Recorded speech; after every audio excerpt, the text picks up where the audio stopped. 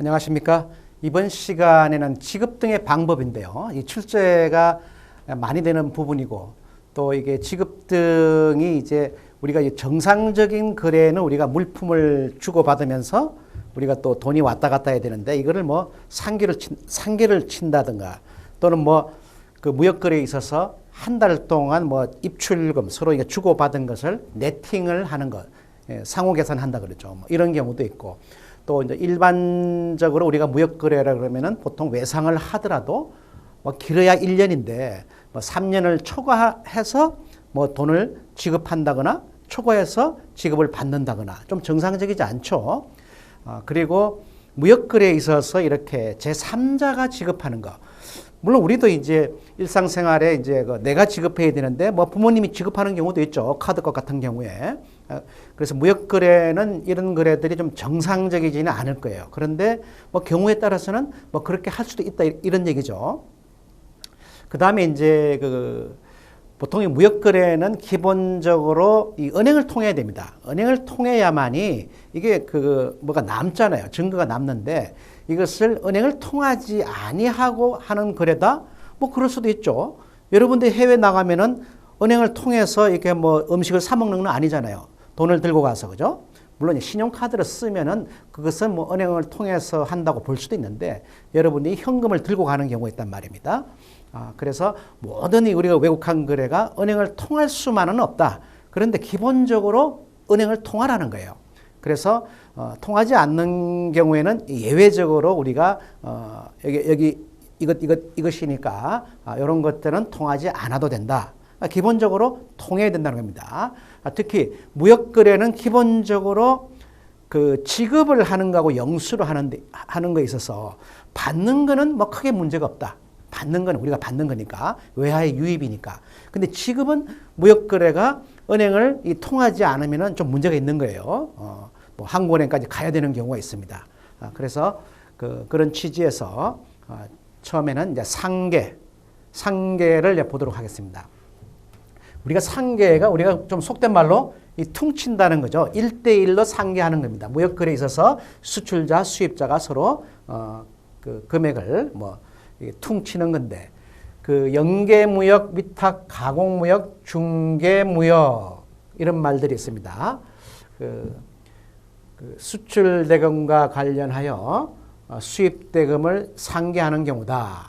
또는 물품의 수출입 대금과 당해 수출입 거래에 직접 수반되는 중개, 대리점 수수료를 물품 가격에서 이렇게 빼고 주고 받는다. 막 그런 뜻입니다. 그리고 외국 항로를 취향하는 국내 항공, 뭐 대한항공이나 아시아나항공에서 외국에서 취득하는 그 외국 항로의 항공임 또는 선박임과 뭐 상계한다. 이게 무슨 말이냐면요. 비행기 타셔 보신 분들은 알겠습니다만은 뭐 얼라이언스라 그래가지고 비행기를 이렇게 공유한단 말이에요. 어떨 때 저도 대한항공을 탔는데 뭐 보니까 다른 나라 비행기더라고요. 그럴 때 이제 그 항공료를 이렇게 쉐어하거든요. 쉐어하다 보니까 항공사끼리 이렇게 가격을 퉁치는 경우도 있겠죠. 그 얘기를 하는 겁니다. 그렇게 뭐 어려운 얘기가 아닙니다. 국내 철도 이것도요. 우리도 보면은 KTX가 뭐 오사카까지 이거 뭐 항공을 뭐죠? 그 선박하고 KTX 비용하고 이게 일본의 그 선박하고 이렇게 우리 소비자한테 한꺼번에 받고 그 다음에 이제 자기네들끼리 뭐 퉁치고 뭐 상계하고 뭐 그렇겠죠. 뭐 이제 그런 얘기입니다. 그래서 적절하지 않는 것은 그랬어요. 그래서 그 신고 예외라 그랬거든요. 신고 예외라 그랬는데 이런 것들 우리가 이제 이것을 공부를 했다 안 했다 하고 관계없이요. 이 중개수수료 이런 것들은 어떻습니까? 우리가 대금을 이렇게 받을 때 너 수수료 빼고 나한테 보내. 뭐 이런 수 있잖아요.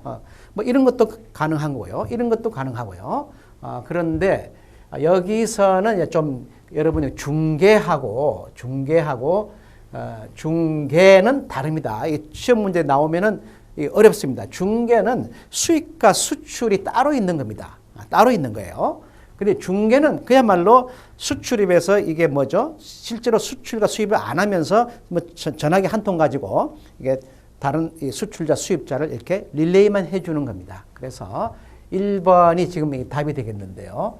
여러분들이 그 연계무역의 뜻을 아마 잘 모르실 겁니다. 그래서 여러분 기본서에 이제 382페이지야 그러면은 저 12장이죠. 대무역법에 또 나오고 여러분 지금 교재는 이제 138페이지에 나옵니다. 그래서 138페이지 보시면은 5번 연계무역, 위탁가공무역 및 수탁가공무역에 의하여 수출대금과 수입대금을 상계하고자 하는 경우는 뭐 할 수 있다 이런 얘기죠.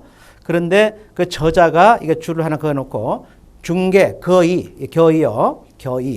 중개무역에 의한 상계는 신고 예사항이 아니므로 신고기간에 신고하여야 된다 그랬습니다. 그래서 중개무역은 이 무역은 수입과 수출이 따로 있다는 겁니다. 따로 있는 거기 때문에 이것은 신고를 하도록 되어 있습니다. 그래서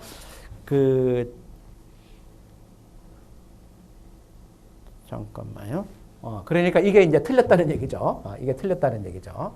그래서 중개무역은 신고를 해야 된다. 그래서 제가 이거를 살짝 집어넣어 놨습니다. 그래서 이것은 없어야 되겠습니다.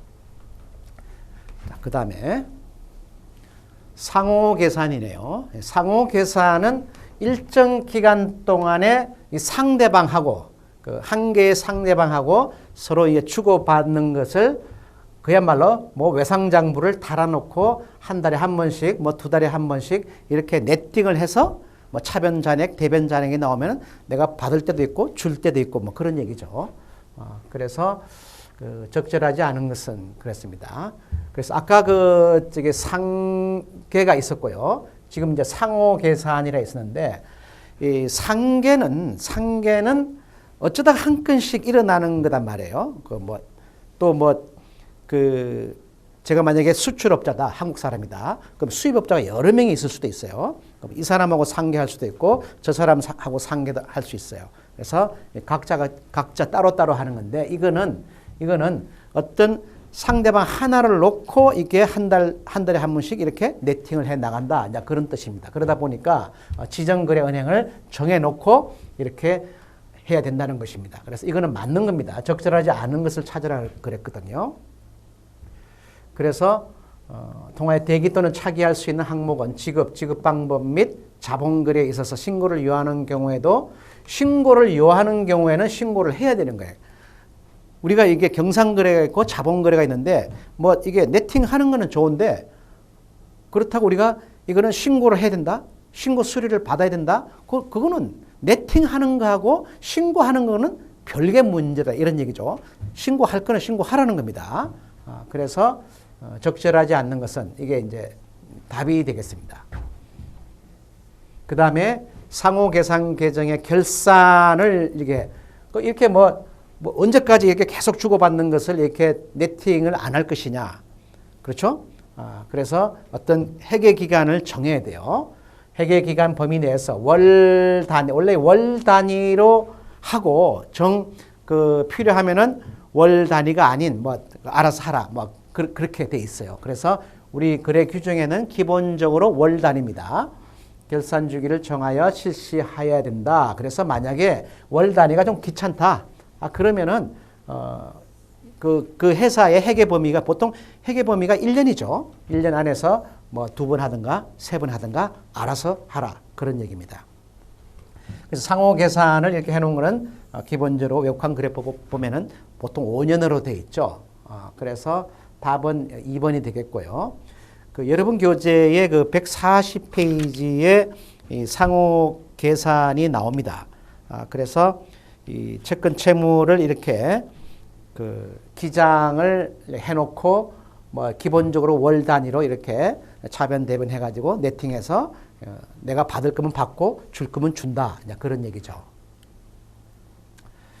그 다음에 상호 계산의 결산 등의 결산을 한 달에 한 번 하는 거를 기본으로 하는데 뭐 업체에 따라 가지고 뭐 좀 이렇게 융통성을 둘 수 있다 그랬죠. 회계 기간 범위 내에서 분기 단위로 결산 주기를 정하여 뭐 이렇게 하라는 법은 없었죠. 그래서